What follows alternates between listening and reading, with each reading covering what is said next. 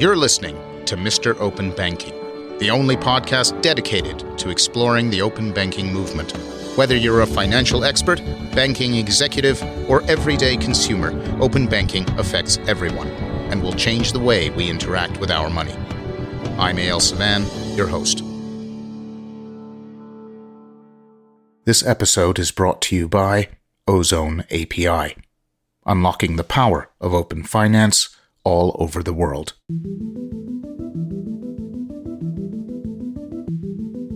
We are living through a period of unprecedented technological change. In 2016, Klaus Schwab, executive chairman of the World Economic Forum, wrote a book that attempted to capture this idea using the term Fourth Industrial Revolution.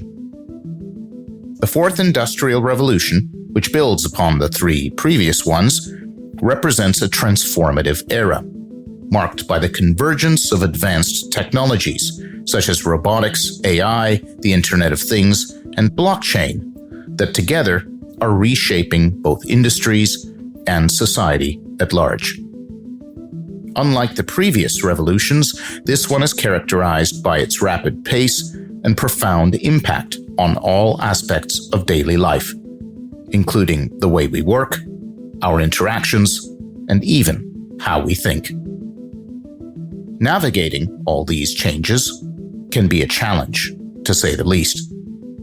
More and more, it feels like looking ahead offers nothing but a blur. To be sure, with technological progress comes enormous opportunities. After all, it is during these periods of revolution that societies transform, often for the better. Economic growth, improved living standards, affordable goods, and new job opportunities often accompany these eras. Millions can be lifted out of poverty, and millions more can lead better lives. Despite the challenge, there are those who dedicate their careers to helping us steer through the fog towards a brighter future. Our guest is one of them. Dr. Efi Pylarinou knows a thing or two about the world of banking. She's a seasoned Wall Street professional, having previously worked at the likes of Salomon Brothers and Bankers Trust. In 2016, she founded Pylarinou Advisory, offering B2B content services to heavy hitters like Microsoft, NVIDIA, and SEBA Bank, to name a few. She's also become a globally recognized name in the fields of Fintech and blockchain technology. Finally, she's a faculty member at the Fast Future Executive, a think tank providing executive education on the future of money and finance. It's here that she's co-authored a new book, Fast Future Blur, which explores how our current period of rapid digital transformation is shaping our future. Efi, thank you for joining us. Thank you for having me. Let's begin. What is the Fourth Industrial Revolution? Where did the term originally come from, and what does it mean? It was born here in Switzerland, where I'm based. The term was coined by the World Economic Forum around 2015, 2016. It makes it very clear across all industries, across all business sectors, across all countries globally, that we are in a new phase.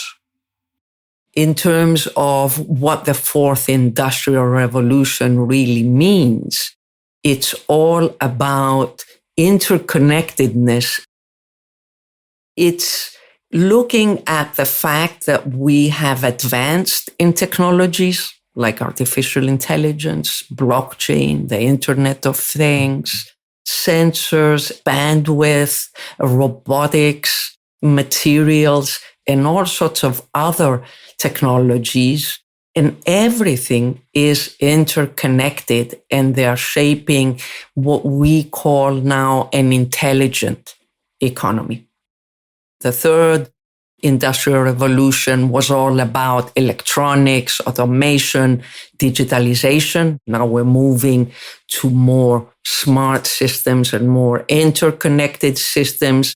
Before the second Industrial Revolution was about electricity, and we had the industrial production in the sense of physical lines of production. And before that, we had the steam and the water powering up what we call the mechanical revolution. So all the way from mechanical wonders to interconnected and smart systems. Which brings us to your book, Fast Future Blur. What is a blur? It's all about the fact that we are in a phase that there is increasing complexity. There are forces that are interacting, shaping our future, and they're not clear. So that's where the blur comes in. But the blurs are opportunities. We're talking about opportunities at the intersection of advanced technologies, but also socioeconomic trends like the future of work, the future of mobility, the future of health, of leadership, of finance. All these are creating a blur that really hides opportunities for those that want to lead. It's this main idea that everything is interconnected. And in our book, we are focusing on the opportunities presented from these interconnections. In the book, you identify business archetypes. How many are there, and can you take us through them? Yes, there are 4 archetypes. We're all familiar with traditional business archetypes, businesses that were born 20, 30, 40 years ago. And some of them have started their digital transformation journey, some of them successfully, others are in the early stages, others are completely unsuccessful, despite the fact that they're using digital tools, but they really don't understand what it means to be a digitally native business. That's the second archetype that's been born fairly recently in the last, let's say, 2 decades. And it's not only about using digital tools. It's a completely different mindset. It has brought around the experience economy. It's brought to the forefront customer centricity, and it's definitely showed businesses across all sectors how to use data and analytics to increase or leverage, if you like, the feedback loops between customers and the business. So that's the second archetype. The third archetype is the blockchain business archetype. And some may argue that's also a digitally native archetype, but it is a very different type of business. It's based on different principles of organization and governance. Blockchain native companies are focused on decentralized governance, decentralized manufacturing of products and services, decentralized approach at different levels, at the customer level, at the enterprise, and at the ecosystem level. They've also introduced new types of digital tools that are native to their business, smart contracts being the most known.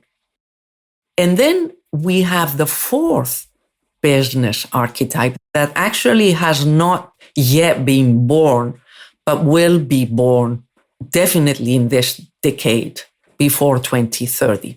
And this is the AI native business archetype.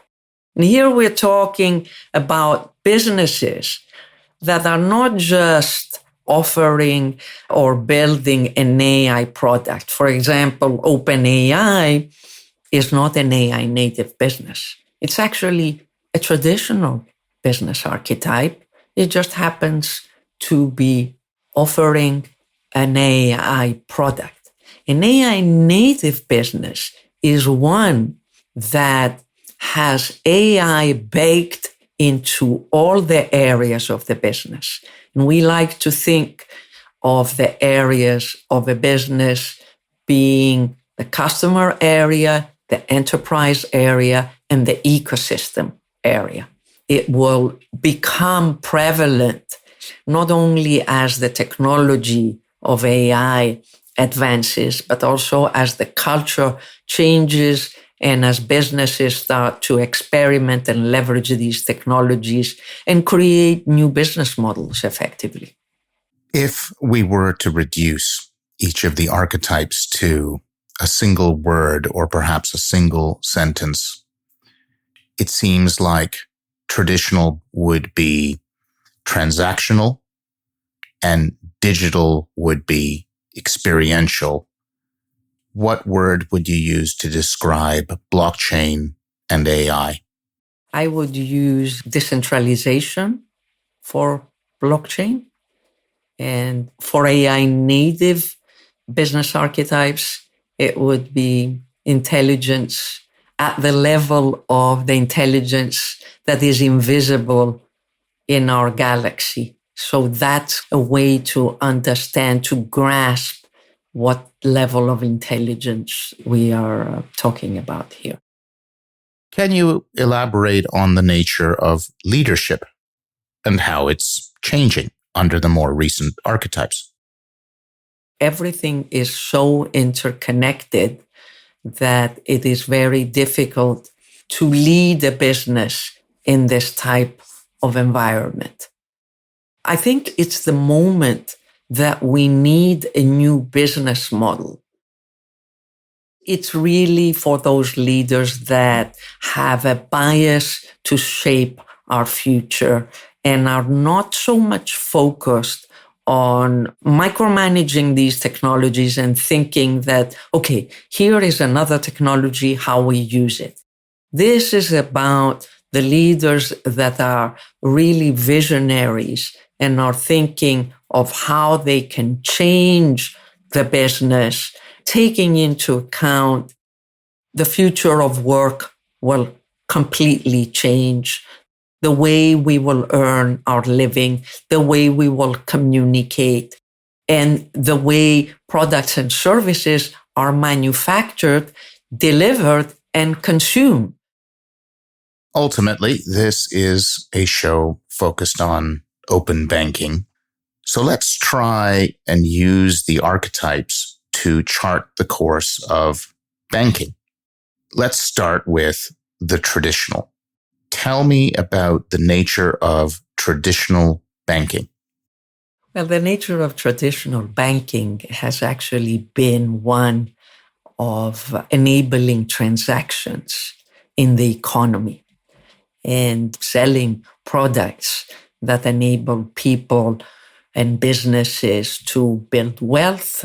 And that has been the focus, to enable the transactions and to sell products. When we look at the evolution into the native digital archetype in finance, we realized that not only they brought into the mindset of an experience economy.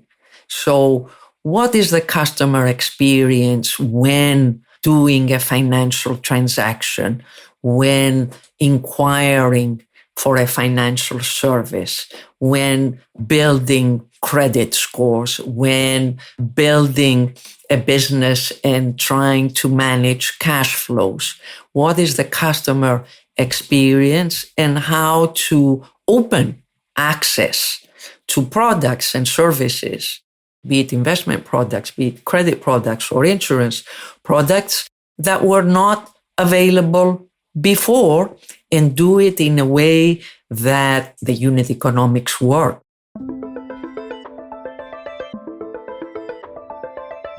I see openness in the digital native archetype at many levels, in the sense of increasing accessibility, in the sense of blurring the lines with other industries and finding the customers at the point of interaction. So if you're traveling, if you're shopping, if you're at a hospital, wherever you are, if you need a financial transaction, if you need to make a financial decision, then that has been possible because of the mindset of openness that was market-driven, that now in certain jurisdictions is also compliant and regulatory-driven. Now, in the blockchain archetype, openness is really built in because these protocols, think of Ethereum, think of Solana, they're all permissionless operating systems, layer one foundations on which one can build different types of financial products. If we think of DeFi, which is built mostly on Ethereum, it is really built because of the openness of this system. If you think of automated market makers, which are core to DeFi, where you have these liquidity pools that are from the crowd, that's another element of openness that has been introduced through blockchain for finance. And now, even TradFi, traditional businesses are realizing that there's value for them in adopting these processes. So it's always openness that is leading innovation in places that traditional financial businesses weren't looking before. If you think of AI, we can only realize the full network effects of AI if we operate in a more open system rather than in closed systems. Openness is like a Greek goddess that's operating behind the scenes. And even if you don't see her, she's really there. I suggest that you be very aware of her and maybe make some offerings to her, because she is working behind the scenes and pushing the industry to really change based on her thinking, her operating as a goddess in the market, because all these interconnected technologies and trends can only be leveraged with the mindset of openness.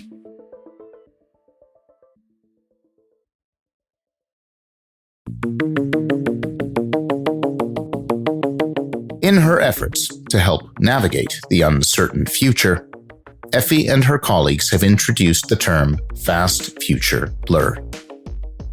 They define a blur as an interconnection between key technologies, an overlap, a synergy. And in that relationship lies opportunity. Efi's framework identifies 4 business archetypes: traditional, digital, blockchain, and AI. Businesses, including banks, are native to a given archetype and may be transitioning from one to another as the environment around them evolves. The concept of openness plays a key role. Common shared standards have been crucial to every industrial revolution, as they enable different parts built by different people to form a cohesive whole. Open banking is no exception. The standards it puts in place will allow all forms of finance, whether traditional, digital, blockchain, or AI, to work together seamlessly. One thing is for certain: if there is a Greek goddess of openness. I am no doubt one of her most loyal disciples. How does the idea of platforms figure into this transition from traditional to digital to blockchain to AI? There's no doubt that the platform business model has been a successful business model in the third industrial revolution and continues to be such a successful model. We should take the principles of how a complex platform-based ecosystem functions and really use that framework to start understanding the complexity of applying AI across all the areas of the customer, the enterprise, and the ecosystem. That really helps us build more complex platform-based ecosystems by leveraging AI. Up to now, we have few successful examples of platform-based ecosystems that are very complex. Amazon is probably one of them. But I think with the AI native business archetype that we are going to see more of those. And one way to think of it is if you take a conglomerate business that has different types of businesses, they are typically run in a fairly independent way. An AI native business archetype can really intelligently connect these independent parts of a conglomerate and also help that conglomerate really leverage network effects between these seemingly unrelated businesses, something that we haven't done before. I like to think of an AI native business as one that uses this type of intelligence that is nonlinear. It has many dimensions and can really help us hack complexity, which we haven't hacked yet. Platforms essentially that are going to be much more intelligent than what we have today. So how does that look like? We need to move to a nonlinear type of thinking to be able to grasp this. Can you elaborate on what you mean by non-linear thinking? If you look at even a digitally native business that has tons of data insights, tons of KPIs, at the end of the day, decisions at the strategic level are really made in a very heuristic and linear way. A group of leaders at the C-suite decide what are the priorities, look at the KPIs around those priorities, and make decisions. These decisions are made in a batch processing way, once a quarter, once a year. Now, in an AI native world, we want to be able to do this continuously, and only AI can do that for us.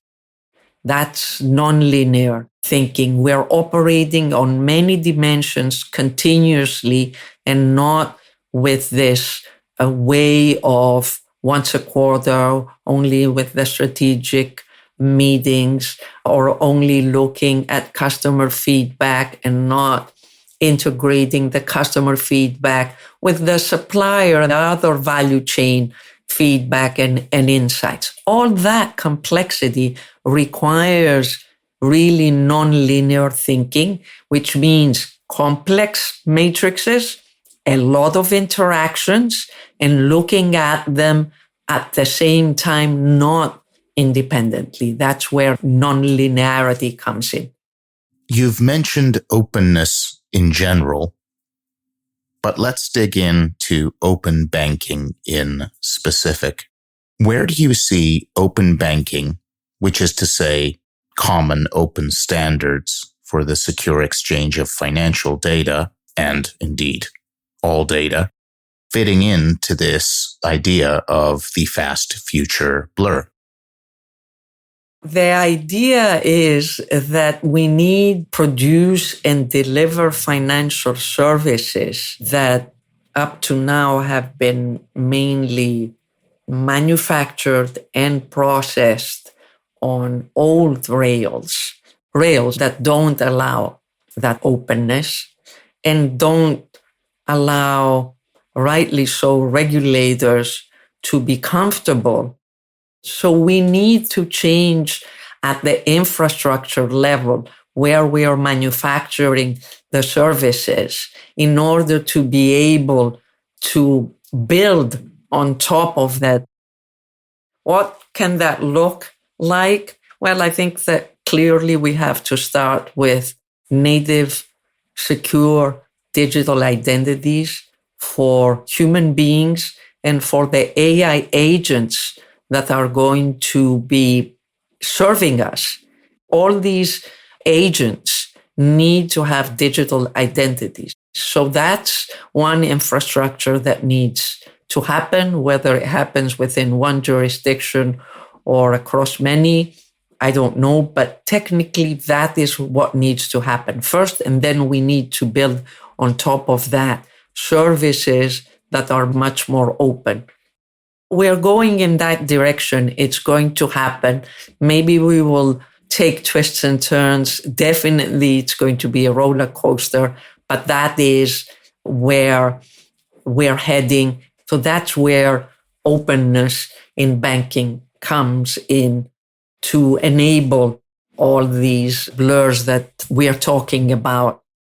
It seems like your conception of open standards goes well beyond even the idea of open data into things like an open blockchain standard, an open AI standard, common digital ID, etc., etc. Is that right? It is right. Do you see the world progressing in that direction, or are we stumbling?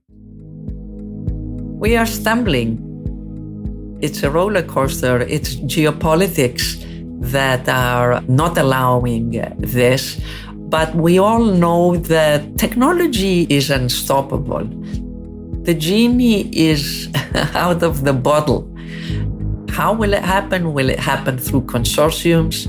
Will it happen through small countries that can really leverage this and show the world how it can work? Can that happen out of Singapore? Can that happen out of Switzerland? Countries that have decentralization in their blood? I don't know, but these are possibilities. Do you equate the idea of permissionless with the idea of openness? I think everything is a matter of degree. In theory, yes, I equate permissionless with openness. In practice, I see that we can have at different levels. I don't want to sound like decentralization in the sense of a DAO is where we are heading and where we're going, but definitely a larger degree of decentralized governance is in the books. There is this push from society to open up more, to be more fair, because we've realized that the wealth inequality is increasing despite this era of digital transformation and openness that seems on the surface to be more democratic and fair, but in reality, it proved to not be so fair, and the increasing wealth inequalities are a big problem. We need to move to a direction of permissionless and openness for that reason. Does that mean that the ideas of permissionless openness, decentralization, automated intelligence ultimately will come to change not just our business structures, but the way we govern society at large? 100%. Why not organize in a different way than physical states and physical countries, and take that entrepreneurial spirit and create a virtual network state? And then you take it from the virtual and you can create physical representations of those network states. I see a lot of ideas that come from the fact that there is this deep urge to find a different way of collaborating and organizing than the one that we have right now, which has the physical borders of the countries, the country-specific IDs, and is very connected to the physicality and the specific governance and systems. And I think that these ideas are going to continue to be pushed. You can say, what does all this have to do with financial services? It's changing our thinking. It's opening up our way of understanding how organized societies work. And economic activity in financial services will always be core to how we work, how we collaborate. And if that's changing, if that's been disrupted or revisited, if we are thinking whether we can organize differently, then financial services have to be rethought in a completely different way. Not just how do we offer traditional services to the unbanked and to the underbanked. It's the fact that we are rethinking money. We are rethinking how to collaborate, how to organize, where we belong. Everything is affecting financial services. So that's where I see openness in our thinking and realizing that everything is interconnected. Open banking and open the rest of the world. Correct. Openness, the Greek deity. The question is, how does openness look? Because we want to have a visual representation to imagine how openness looks.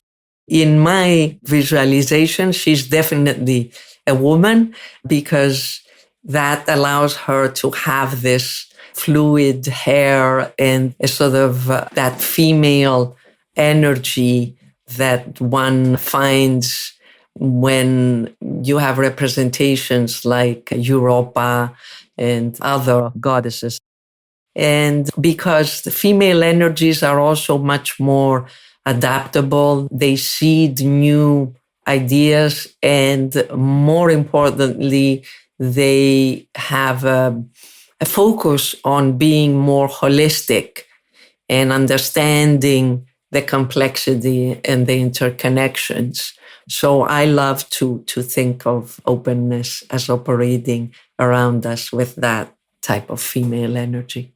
I would like to share with you is that there is another Greek deity that's called Tychi, which means opportunity in Greek, and has an element of luck. And there's a wonderful visual representation of her.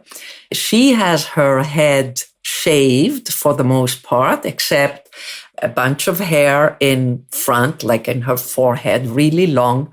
And the idea is that when opportunity, Tychi, knocks on your door, you have to swiftly open the door and grab her by her front hair, because otherwise she swiftly turns around and leaves, and you have no way to grab her. And openness is a cousin of Tychi, the goddess of opportunity. So we better grab for open banking, because the opportunity won't stay for very long. yes, grabbing the opportunity is really important because the future is a blur and you need to grab that opportunity to shape it in the way that we want to live. Efi, where can our guests find out more about you and the work you're doing? So I'm on LinkedIn is my big platform. You can follow me there. You can also sign up for my YouTube channel where I do interviews. I write a blog every week. I teach on fast future executive. You can also check out our new Wiley book, The Fast Future Blur, Discovering Transformative Interconnections Shaping Our Future.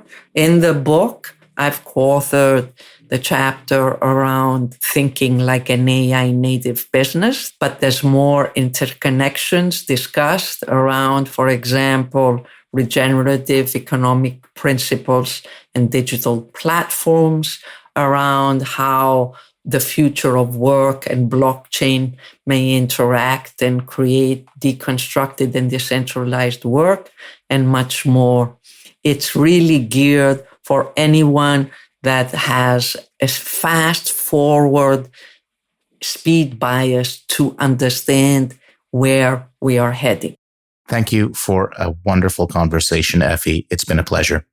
Thank you for having me. It was a great opportunity and I really enjoyed it.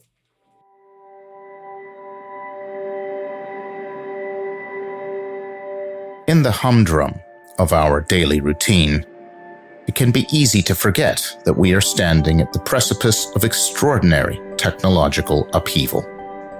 A time of change that is unlike anything humanity has ever experienced. These periods of great transformation don't come along very often, but when they do, they change the world. This time, our time, holds boundless opportunities to reshape our lives, driving unprecedented innovation and progress. We have the potential to forge a future more bright than any time in history. Efi is Greek, and it can be a little dangerous to correct a Greek person's retelling of Greek mythology, but here goes. While Tyche was the goddess of luck, it was in fact her lover, Kairos, who was the god of opportunity. It was Kairos who must be grabbed by the hair flowing from his forehead before he turns away, as from behind, his bald head means an opportunity missed. Tyche and Kairos, luck and opportunity, often go hand in hand. The image of Tyche was often used for the minting of money. Even the ancient Greeks understood how much luck was wrapped up in its creation and exchange. But Tyche wears a blindfold. Money is impartial. Kairos is more like open banking, an opportunity to reinvent our financial system into something better. We just have to grab it by the hair and not let go before it's too late.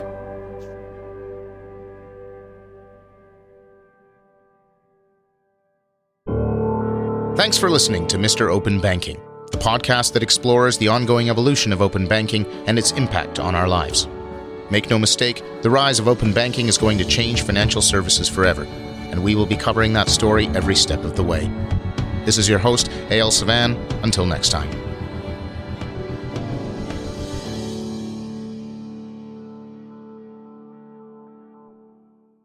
This episode of Mr. Open Banking was made possible by Ozone API, providers of the only API platform that supports every open banking standard in the world, unlocking the power of open finance. To learn more, visit ozoneapi.com.